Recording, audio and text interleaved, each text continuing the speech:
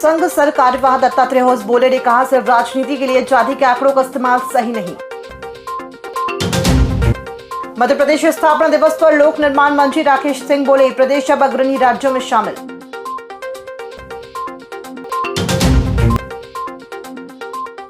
जबलपुर में 7 से 9 नवंबर तक होगा इंडियन डिफेंस मैन्युफैक्चरिंग कॉन्क्लेव 2025।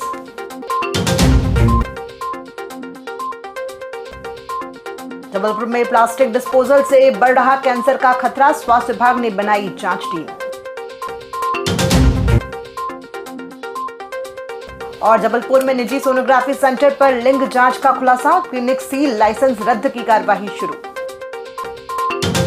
नमस्कार, आप देख रहे हैं जबलपुर एक्सप्रेस और मैं हूं आपके साथ कंचन। आई नजर डालते हैं जबलपुर की कुछ खास खबरों पर।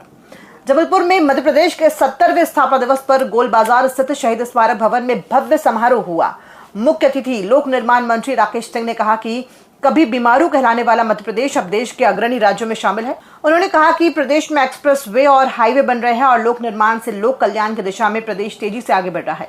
कार्यक्रम में महापौर जगत बहादुर सिंह, अनुविधायक संतोष वरकड़े, कलेक्टर राघवेंद्र सिंह और एसपी संपत उपाध्याय सहित कई जनप्रतिनिधि उपस्थित रहे। रक्षा उत्पादन विभाग, रक्षा मंत्रालय, भारत सरकार के निर्देशानुसार आर्म्ड व्हीकल निगम लिमिटेड और भारतीय उद्योग परिसंघ के संयुक्त तत्वाधान में इंडियन डिफेंस मैन्युफैक्चरिंग कॉन्क्लेव 2025 का आयोजन किया जा रहा है। इस आयोजन की थीम है स्वदेशीकरण को सशक्त बनाना, वेंडर डेवलपमेंट, प्रदर्शनी और B2B मीटिंग्स। ये कॉन्क्लेव 7 से 9 नवंबर 2025 तक VFJ stadium ground Jabalpur Madhya Pradesh में आयोजित होगा। कॉन्क्लेव का मुख्य उद्देश्य रक्षा वाहन पारिस्थितिकी तंत्र को मजबूत करना, नवाचार, सहयोग और भविष्य के लिए तैयार क्षमताओं का विकास और MSME और उद्योग साझेदारी को सशक्त बनाना है। वाहन निर्माणी जबलपुर जो कि आर्मर्ड व्हीकल्स निगम लिमिटेड की एक इकाई है, नवंबर 7 से 9 इंडियन डिफेंस मैन्युफैक्चरिंग कॉन्क्लेव 2025 का आयोजन कर रही है। इस कॉन्क्लेव में confederation of Indian industry CII हमारे इंडस्ट्री पार्टनर है और MPIDC की भी सहभागिता है। और यह आयोजन जो है, ये कॉन्क्लेव जो है, ये एक प्लेटफॉर्म है, एक अवसर है लोकल इंडस्ट्री के लिए, MSMEs के लिए, स्टार्टअप्स के लिए कि वो अपनी क्षमता का प्रदर्शन कर सके। इंडियन डिफेंस मैन्युफैक्चरिंग कॉन्क्लेव 2025 से जबलपुर का जो है वो डिफेंस इकोसिस्टम को काफी मजबूती मिलेगी, काफी सशक्त होगा और यहाँ की अर्थव्यवस्था भी जो है उसको भी काफी लाभ। जबलपुर में अखिल भारतीय क्षत्रिय महासभा ने आज मध्य प्रदेश स्थापना दिवस मनाया। इस अवसर पर नगर निगम मुख्यालय के सामने स्थित महाराणा प्रताप की प्रतिमा पर माल्यार्पण कर प्रदेश की समृद्धि और विकास की कामना की गई। कार्यक्रम में क्षत्रिय महासभा के अध्यक्ष ठाकुर शैलेंद्र सिंह सहित बड़ी संख्या में समाजजन उपस्थित रहे। स्थापना दिवस पर अखिल भारतीय क्षत्रिय महासभा की ओर से सभी का बहुत बहुत बधाई देती हूँ। और चूंकि आज मध्य प्रदेश का दिन है, मध्य प्रदेश में से बहुत अनुभूतियाँ, महान अनुभूतियां, विभूतियां पैदा हुई हैं और मध्य प्रदेश के लिए ये बहुत गर्व की बात है कि आज हमारा स्थापना दिवस हुआ था और आज के दिन ही हमारा मध्य प्रदेश का गठन हुआ था।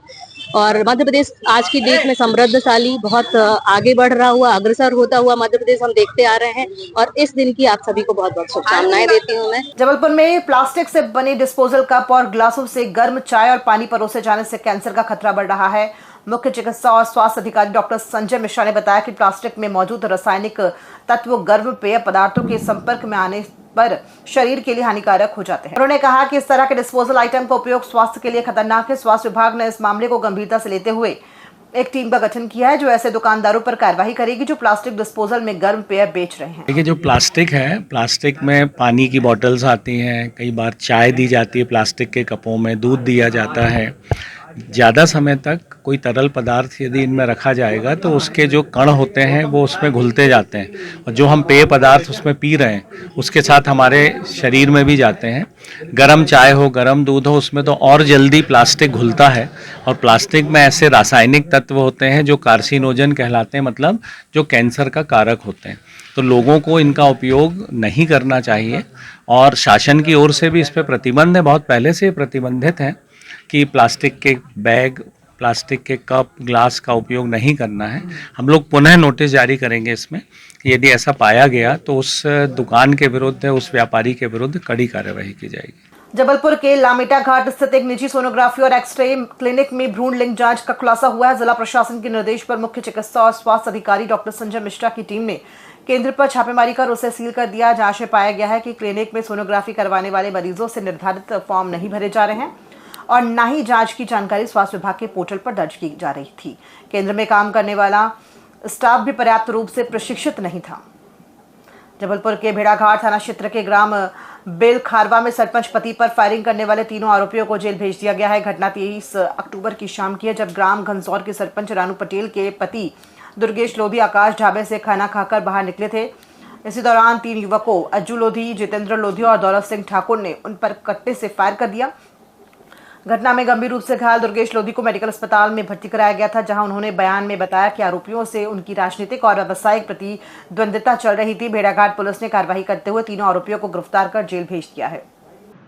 तब फरियादी द्वारा बताया गया कि जब वो आकाश ढाबे पर मौजूद थे, तब कुछ अज्ञात व्यक्तियों ने आकर उनके ऊपर हमला किया और उन्हें घायल किया, जान से मारने का प्रयास किया।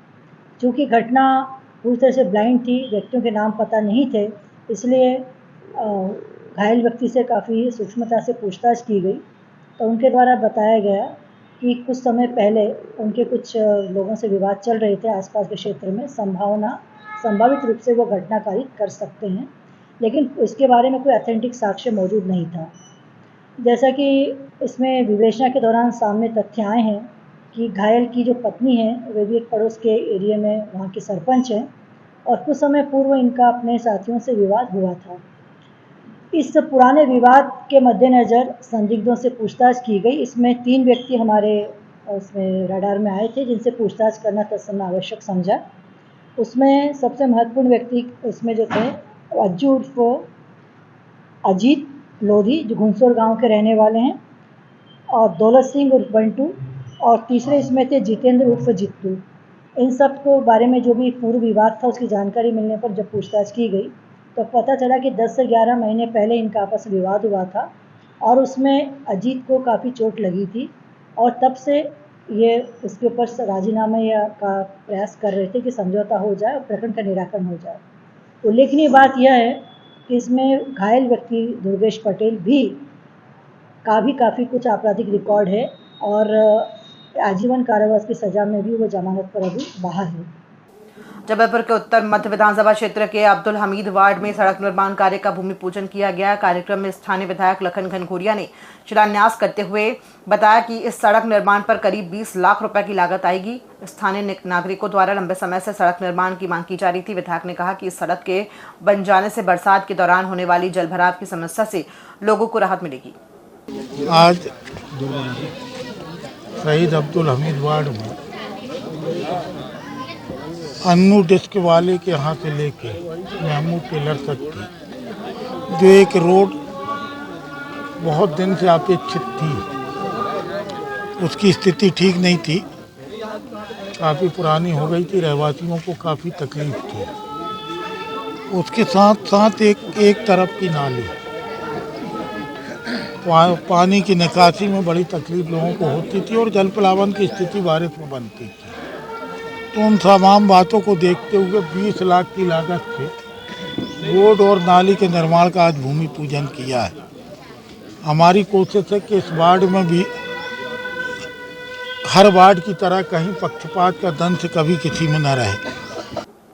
जबलपुर में राष्ट्रीय स्वयंसेवक संघ के अखिल भारतीय कार्यकारी मंडल की बैठक के अंतिम दिन तक का सर कार्यवाह दत्तात्रेय होसबोले ने जातिगत जनगणना पर संघ का रुख स्पष्ट किया। उन्होंने कहा, सिर्फ राजनीति के लिए जातियों के आंकड़ों का इस्तेमाल सही नहीं है, इससे समाज में विभाजन और पिछड़ी जातियों को नुकसान होगा। होसबोले ने बताया कि संघ के शताब्दी वर्ष के आयोजन से जबलपुर का नाम इतिहास में दर्ज हुआ है और 10,000 नए स्वयंसेवक जुड़े हैं।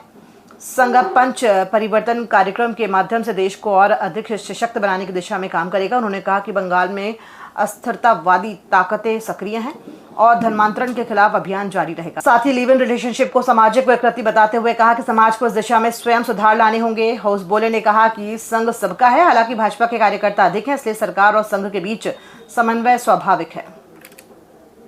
वो है नौजवानों में एक तरफ राष्ट्रभक्ति, नए तंत्रज्ञान के विज्ञान के प्रति एक आकर्षण और दुनिया के सामने टक्कर लेने के एक आत्मविश्वास नई पीढ़ी में है, प्रतिभा है। भारत को उस दृष्टि से ले जाने के लिए भारत के नौजवान सक्षम हैं। तो ऐसे कुछ बातों के हुआ शताब्दी वर्ष के कार्यक्रम में हम स्वाभाविक रूप से समाज में व्यापक रूप से करोड़ों लोगों तक हम पहुंचेंगे और राष्ट्रीय स्वयंसेवक संघ अपने जीवन के जो व्रत है, लक्ष्य है भारत की परम वैभव के लिए, उसके लिए अधिकाधिक लोगों को इस कार्य में जोड़ने के लिए वो संघ में शाखा में ही आ जाएंगे, ऐसे हम अपेक्षा नहीं करते। आना है तो बहुत अच्छी बात है, लेकिन जो अपने अपने क्षेत्र में देश समाज के लिए जिस प्रकार से करते हैं वो इस भाव से करें, समाज की एकता, समाज की समरसता, राष्ट्र के उन्नति, इस दृष्टि से कार्य करने वाले प्रत्येक कार्य ये अपना कार्य है, ऐसे राष्ट्रीय स्वयंसेवक संघ मानता है। तो इसलिए हमने प्रमुख नागरिक गोष्ठी, सद्भाव बैठक, हिंदू सम्मेलन, ये सब करने का उद्देश्य यही है, समाज में ये जागृति हो, केवल संघ के संगठन की शक्ति बढ़ाने के लिए नहीं, समाज की आत्मशक्ति को बढ़ाने के लिए है, ऐसे हमारा मानना है। खबरों में फिलहाल इतना ही, दीजिए इजाजत, नमस्कार।